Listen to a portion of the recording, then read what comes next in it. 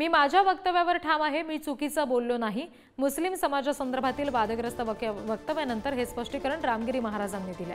माझ्या वक्तव्याची छोटी क्लिप व्हायरल करून वाद निर्माण करण्याचा प्रयत्न केला गेलाय असं देखील रामगिरी महाराजांचं म्हणणं आहे।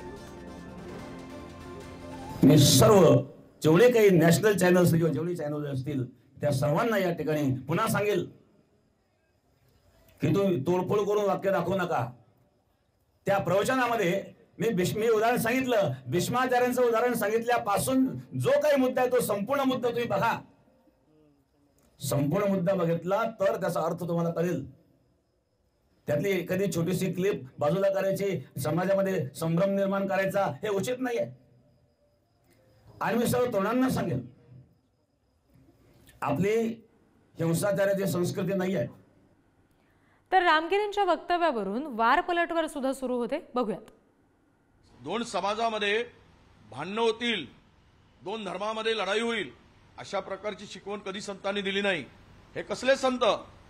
हे तर भाजपचे चमचेगिरी करणारे चमकोगिरी संत आहेत। हे किती वेदना देणार आहे तुम्ही मला सांगा, की ज्या माणसावर एवढ्या केसेस झालेल्या आहेत त्याच्याच कार्यक्रमाला जर राज्याचेच मुख्यमंत्री जाणार असतील तर याच्यावर काय बोलणार आपण, मला सांगा। हे किती दुर्दैवी आहे आणि प्रचंड वेदना देणार आहे।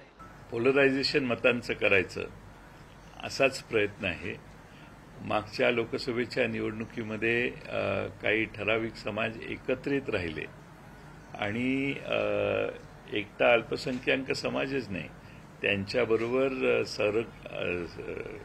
देशाच्या घटनेला बदलू नये म्हणून जे ताकदीनं लोक भारतात आणि महाराष्ट्रात एकत्रित राहिले ते सगळी लोक डिस्टर्ब करणं, त्यांचं पोलरायझेशन करणं, त्यांच्या मतामध्ये फरक करणे, यासाठी हे सगळे प्रयत्न चालू आहेत। आणि शिंदे साहेबांनी त्या वक्तव्याचं समर्थन केलेलं नसून कुठल्याही साधू संताला धक्का लागता कामा नये ही भावना व्यक्त केलेली आहे। आणि सर्वांनी सर्व धर्माचा आदर करावा, कारण हा देश अनेक धर्माचा आहे आणि त्यामुळं सर्व धर्माचा आदर करून आपला विचार पुढे मांडावा।